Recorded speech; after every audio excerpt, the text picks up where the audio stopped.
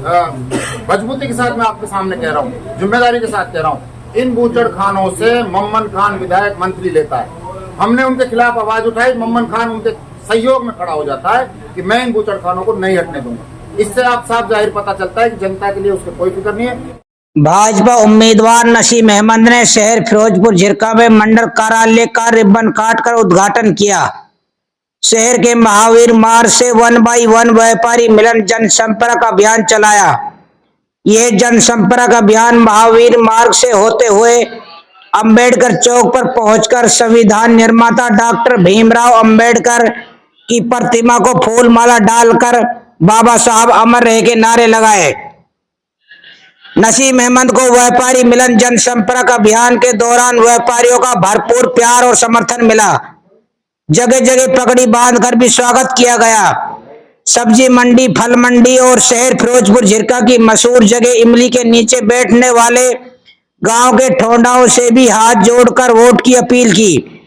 इस मौके पर गौ सेवा आयोग के चेयरमैन भानीराम मंगला, नगर पालिका चेयरमैन मनीष जैन, पंजाबी समाज के प्रधान तिलक मुंजाल, दयानंद बांगिया, नरेंद्र सरदाना, प्रदीप खुराना, रविंद्र थरेजा, हरीश नागवाल, गोल्डी शर्मा सहित सैकड़ों कार्यकर्ता उपस्थित रहे।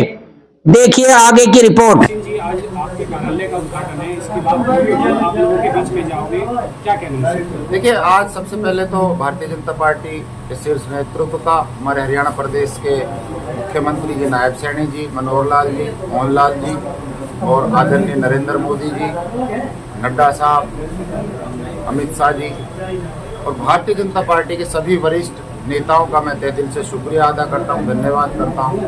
हमारे मेवात जिले के सभी, हमारे जो जिले के और हमारे जो प्रदेश में जो आदरणीय भानीराम मंगला जी, सभी हमारे पार्टी की टीम जो जिले की है, उनका मैं सबका धन्यवाद करता हूं कि मुझे भारतीय जनता पार्टी ने टिकट दिया है और भारतीय जनता पार्टी ने जो विश्वास फिरोजपुर झिरका की जनता के बीच में हमें जिम्मेदारी सौंप करके भेजा है।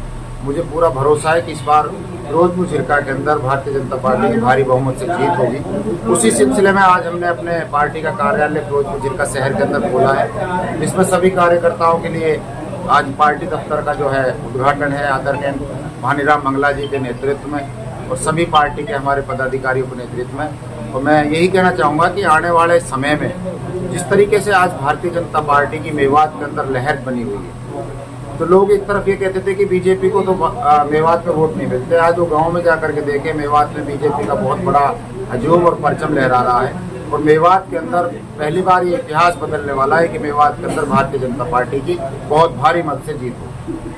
लोगों के बीच में जाओगे, पार्टी की जो 10 साल की नीति है उसको किस तरीके से देखिए, हमारा जो मुख्य मुद्दा है विकास के नाम पर हम वोट मांग रहे हैं। लोगों के बीच में जाकर के हम उनको ये बता रहे हैं कि पिछले 10 साल का राज भारतीय जनता पार्टी के नेतृत्व में रहा है। आदरणीय मनोहर लाल जी हमारे यहाँ के मुख्यमंत्री रहे, अब हमारे नायब सैनी जी मुख्यमंत्री रहे। उन्होंने हमेशा 36 बिरादरी को और हर जिले को बराबर विकास कार्यों में सहयोग दिया है। आप देख सकते हैं जिस तरीके से मेवात के ऊपर एक पिछड़ेपन का धब्बा लगा हुआ था, आदरणीय मनोहर लाल जी ने हमारे फिरोजपुर झिरका विधानसभा के पीने के पानी की समस्या, जो बहुत बड़ी भयंकर विशाल समस्या थी, 263 करोड़ का 120 किलोमीटर से जमुना के पार से यहाँ पर फिरोजपुर झिरका में पीने का पानी मुहैया कराया है। 263 करोड़ बहुत बड़ी संख्या रुपये होते हैं और वो मेवातियों के लिए माननीय मनोहर लाल जी ने दिए हैं। हमारे यहाँ हॉस्पिटल्स की बड़ी किल्लत थी। फिरोजपुर झिरका का जनरल हॉस्पिटल, मांडीखेड़ा का हॉस्पिटल, तिगांव के अंदर बीएससी, इन सबको अपग्रेड करा करके 200 बेड का कराया। नूह के अंदर हॉस्पिटल को अपग्रेड कराया 200 बेड का। फिजिकल फैसिलिटीज़ हमारे यहाँ पर अच्छी हों, इसके लिए सरकार ने बहुत अच्छे कार्य किए हैं। हमारे यहाँ पर मेवात के नौजवानों को जिस तरीके से भारतीय जनता पार्टी की सरकार में बगैर खर्ची और बगैर पर्ची के रोजगार मिला है, जिस तरीके से हमारे यहाँ नौजवानों का मनोबल बढ़ा है, पिछली सरकार अगर इस तरीके से हमारे नौजवानों को रोजगार देती तो शायद ये मेवात इतना पिछड़ा हुआ नहीं रहता। आज भारतीय जनता पार्टी की से हमारे मेवात का नौजवान बिल्कुल खुश है, बिल्कुल प्रसन्न है, क्योंकि भारतीय जनता पार्टी ने नौजवानों के लिए एक रास्ता खोला है, रोजगार। पार्टी के मैनिफेस्टो में क्या क्या मुद्दे इंक्लूड हैं मेवात? देखिए, भारतीय जनता पार्टी ने हमेशा 36 बिरादरी को और पूरे हरियाणा को एक समान समझा है। पिछली सरकारें जहां एक क्षेत्र की, एक जिले की होकर के रह जाती थी और आप लोगों ने देखा है कि उन क्षेत्रों में विकास हुआ, बाकी क्षेत्र पिछड़े हुए हैं। भारतीय जनता पार्टी का मैनिफेस्टो साफ साफ है। पूरी तरीके से हम हरियाणा प्रदेश को विकसित करने में लगे हुए हैं और मेवात के अंदर जो हमारी जो मुख्य रूप से जो भारतीय जनता पार्टी का मुद्दा रहेगा, इंडस्ट्री एरिया, ट्रांसपोर्ट नगर और यहाँ पर नौजवानों के लिए एजुकेशन सिस्टम को अच्छा करने के लिए जो कदम उठाएंगे वही हमारे लिए मुख्य रूप से इस चुनाव में मुद्दे रहेंगे। जब से आपका जो रेला निकला है, लोगों का कहना है कि जब से रसूल की शुरुआत हुई है बहुत बड़ा रेला लेकर तो जब से जो सामने वाला विधायक है वो बोल रहा है। देखिए, जब तक हमारी टिकट डिक्लेयर नहीं हुई थी तब तक कांग्रेस के प्रत्याशी अकेले घूम रहे थे। जिस दिन हमारी टिकट डिक्लेयर हुई उसी दिन उन लोगों के आधे हो गए अरमान। और जब हमने नॉमिनेशन किया उसके बाद हमने पूरे क्षेत्र के सभी लोगों ने मिलकर के जिस तरीके जोश और उत्साह के साथ हमने भी 1977 से चुनाव देख रहे हैं। मेरे पिताजी वालिद मरहूम सफीउल्लाह खान जी लड़े, मैंने भी 2009 से लगातार चुनाव लड़ रहा हूँ। लेकिन जिस तरीके का जोश और उत्साह इस बार नॉमिनेशन के उस रैली में रहा है वो अपने आप में इस बात का सबूत था कि लोग वाकई में भारतीय जनता पार्टी से जुड़े हुए हैं और भारतीय जनता पार्टी की जो कार्यशैली है, जो नीति है, उससे प्रभावित होकर के भारतीय जनता पार्टी को भारी बहुमत से जिताएंगे। और जो यहाँ के लोकल विधायक हैं जिनको पिछली बार यहाँ के लोगों ने भारी बहुमत से जिताया था वो बौखलाए हुए हैं, वो घबराए हुए हैं।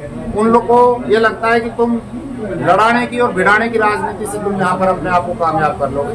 लेकिन फिरोजपुर झिरका का मतदाता बहुत जागरूक है, वो अमन चाहता है, शांति चाहता है, विकास चाहता है, लोगों को रोजगार चाहता है और यहाँ पर पानी पीने का पानी चाहता है। इसलिए वो रोजगार और विकास को काम देंगे, ना कि जो है आपस में मनमुटाव फैला करके, दंगे फैला करके किसी ऐसे व्यक्ति को यहाँ से चुने जो उन लोगों के बीच में कभी रहा ही।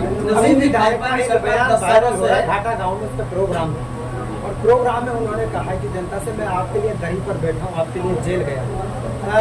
क्या सच में जनता के लिए जेल गए थे या फिर राजनीति चमकाने के लिए? देखिए भाई, मेरे पत्रकार साथियों, बड़े अफसोस की बात है आज सोशल मीडिया और मीडिया का टाइम है और आप जैसे साथी हमारे पत्रकार आज मेवात के अंदर बहुत जागरूकता से लोगों को जागरूक कर रहे हैं। बड़े अफसोस की बात है। मैं आप सबके चैनल के माध्यम से मैं एक बात कहना चाहता हूँ। घाटा के अंदर कांग्रेस का प्रोग्राम हुआ, उनका प्रोग्राम कितना बड़ा था वो सबने देखा। एक छोटा सा पंडाल था, उसमें जितने लोग थे, लेकिन उसकी जो सोशल मीडिया की जो टीम थी भारतीय जनता पार्टी के खिलाफ जो प्रचार करते हैं लगातार, और जो कांग्रेस के लोग थे उन्होंने बड़े अफसोसजनक दंगल की फोटो लगा करके उसमें भीड़ पहाड़ पे बैठी है। जबकि अगर जाके देखो ऐसा पहाड़ घाटा में है ही नहीं जहाँ पे लोग इस तरीके से बैठ के प्रोग्राम को देखे।